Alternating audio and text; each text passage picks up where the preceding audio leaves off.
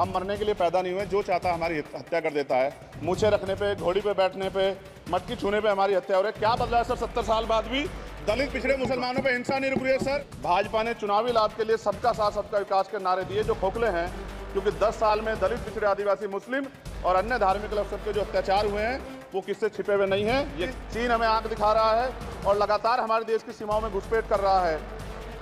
इसलिए अग्निवीर योजना को हटाकर पुनः सेना भर्ती शुरू की जाए और साथ साथ भारत की सबसे प्राचीन व बहादुर रेजिमेंट में से एक चमार रेजिमेंट को पुनः बहाल करा जाए। माननीय सभापति जी, प्रेस जो है उस पर भी शिकंजा कसा जा रहा है। जो पत्रकार सरकार के खिलाफ बोलता है नौकरी से हाथ धोना पड़ता है और सोशल मीडिया हमारा हथियार है, उस पर तरह तरह के प्रतिबंध लगाए जा रहे हैं और विरोध करने वालों को सोशल मीडिया हैंडल भी सस्पेंड करा दिए जा रहे हैं।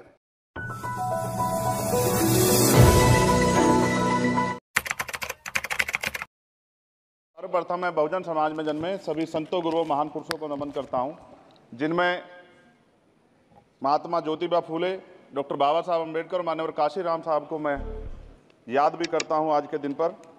साथ साथ नगीना की महान जनता और भीम आर्मी और हमारी पार्टी आज़ाद समाज पार्टी काशीराम के साथियों का भी धन्यवाद करता हूं। इसके बाद अपने कुल गुरु जगत गुरु सदगुरु रविदास जी महाराज को भी मैं नमन करता हूं, जिन्होंने दुनिया को लगभग 600 साल पहले बेगमपुरा शहर के रूप में दुनिया का सबसे महान लोकतांत्रिक दर्शन दिया। अध्यक्ष महोदय, माननीय सभापति जी, 14 अगस्त 1947 को ये देश अंग्रेजों के अधीन था।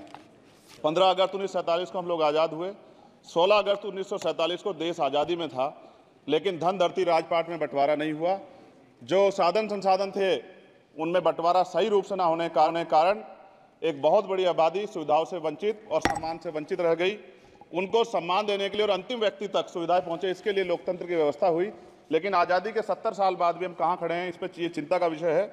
मैं मानता हूं कि सामाजिक न्याय तभी होगा माननीय सभापति जी, जब जातीय जनगणना पूरी होगी और जातीय जनगणना कराई जाएगी और साथ साथ संख्या के आधार पर आरक्षण जो है वंचित वर्गों का बढ़ाया जाएगा। उसके साथ साथ जब राष्ट्रपति जी अभिभाषण पर बात रख रही थी तो उन्होंने शहरी और ग्रामीण क्षेत्रों के विकास की बात कही और ये भी कहा कि दुनिया में सबसे उत्तम शहर हमारे यहाँ बने। लेकिन माननीय सभापति जी, 70% आबादी तो गाँव में निवास करती है, तो गाँव की आबादी के बारे में भी सोचना होगा कि उनका जीवन कैसे बदले। माननीय सभापति जी, उस शैक्षणिक संस्थानों में बहुजन समाज के जो छात्र हैं उनके साथ कास्ट एट्रोसिटी हो रही है, निरंतर उनकी हत्या हो रही है। साथ साथ जो सरकारी कर्मचारी हैं दफ्तरों में, उनके साथ भी जो SC ST OBC और मुस्लिम और अन्य धार्मिक अल्पसंख्यक उनके साथ भी माननीय सभापति जी जातिगत और धार्मिक जो है शोषण किया जा रहा है। इसलिए मेरी मांग भी है कि पुरानी पेंशन को भी अध्यक्ष जी बहाल किया जाए। जो कर्मचारी देश की सेवा में लगे हैं उनका भी सम्मान होना चाहिए। साथ साथ सभापति जी, भाजपा ने चुनावी लाभ के लिए सबका साथ सबका विकास के नारे दिए जो खोखले हैं, क्योंकि 10 साल में दलित पिछड़े आदिवासी मुस्लिम और अन्य धार्मिक अल्पसंख्यक के जो अत्याचार हुए हैं वो किससे छिपे हुए नहीं हैं। ये गलत है, ये बंद होना चाहिए। सभापति महोदय जी, महामहिम राष्ट्रपति जी के भाषण में निजी क्षेत्रों में SC ST OBC को रिजर्वेशन देने का कोई उल्लेख नहीं हुआ है, जो कि आज चर्चा का विषय, क्योंकि 98% प्राइवेट सेक्टर है, 2% सरकारी सेक्टर है, तो 98% प्राइवेट सेक्टर में भी हमारी हिस्सेदारी की बात होनी चाहिए। माननीय सभापति जी, आशा कार्यकर्ताओं, आंगनबाड़ी वर्करों, भोजन माताओं के वेतन वृद्धि पे भी कोई उल्लेख नहीं हुआ है, वो भी अभी नंगे, उन पर भी सोचना पड़ेगा। माननीय सभापति जी, जिस क्षेत्र से मैं चुन के आऊँ नगीना से, वो बहुत पिछड़ा क्षेत्र है। उस क्षेत्र में कोई विशेष आर्थिक पैकेज नहीं दिया गया, रोजगार की सेवाएं नहीं है, नौजवान पलायन करता है। IIT, IIM, एम्स, केंद्रीय विद्यालय आदि शिक्षा में और चिकित्सा संस्थानों की स्थापना होनी चाहिए, जो कि नहीं है। और माननीय सभापति जी, मानसून सत्र आ गया है, मेरा क्षेत्र बाढ़ से बहुत प्रभावित है, इसलिए मैं आपसे आग्रह करूंगा कि वहां के लोगों को बाढ़ से निजात दिलाई जाए। माननीय सभापति जी, चीन हमें आंख दिखा रहा है और लगातार हमारे देश की सीमाओं में घुसपैठ कर रहा है। इसलिए अग्निवीर योजना को हटाकर पुनः सेना भर्ती शुरू की जाए और साथ साथ भारत की सबसे प्राचीन व बहादुर रेजिमेंट में से एक चमार रेजिमेंट को पुनः बहाल करा जाए, ऐसा भी मेरा आपसे आग्रह है। माननीय सभापति जी, पिछले सारे प्रधानमंत्रियों ने मिलकर जितना कर्ज लिया है उससे दुगना कर्ज हमारे वर्तमान के प्रधानमंत्री जी ने लिया है। किसान अगर अपना कर्ज माफ कराने के लिए जाता है तो लाठी झेलनी पड़ती है, जबकि सरकार ने धन्ना सेठों का 15 लाख करोड़ रुपया माफ किया है। इस ओर हमें ध्यान देना पड़ेगा, हमारी आने वाली पीढ़ियों को ये कर्ज चुकाना पड़ेगा। माननीय सभापति महोदय जी, किसानों को MSP की लीगल गारंटी तथा किसानों का कर्ज माफ होना चाहिए। साथ साथ 2 अप्रैल 2018 को SC ST के बच्चों पे बहुत बड़े पैमाने पे मुकदमे लगे थे। वो हमारी लड़ाई सही थी, ये सुप्रीम कोर्ट ने माना और बाद में सरकार ने माना। वो मुकदमे तुरंत वापस होने चाहिए। माननीय सभापति जी, प्रेस जो है उस पर भी शिकंजा कसा जा रहा है। जो पत्रकार सरकार के खिलाफ बोलता है नौकरी से हाथ धोना पड़ता है, और सोशल मीडिया हमारा हथियार है, उस पर तरह तरह के प्रतिबंध लगाए जा रहे हैं और विरोध करने वालों को सोशल मीडिया हैंडल भी सस्पेंड करा दिए जा रहे हैं। साथ साथ सभापति जी, पेपर लीक और परीक्षाओं के कैंसिल होने से देश के नौजवानों का भविष्य खतरे में है। नीट, यूपी सिपाही भर्ती सभापति जी और 69,000 शिक्षक भर्ती में आरक्षण घोटाला हुआ है, कोई पूछने वाला नहीं, खून के आंसू रो रहे हैं बच्चे, बेरोजगारी का दंश युवा झेल रहे हैं।